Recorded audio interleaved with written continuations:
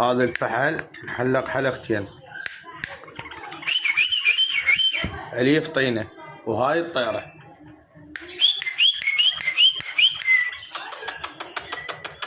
اليفه طينه همين، لان طيره وفحل. هاي صار ثاني زقه الهن، مزاويج واليفات طينه.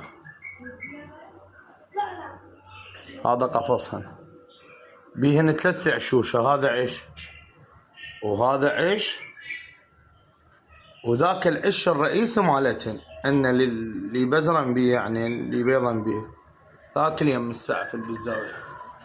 هذا عش تاي. هاي الطيره فوق، وهذا الفحل ابو الحلقتين.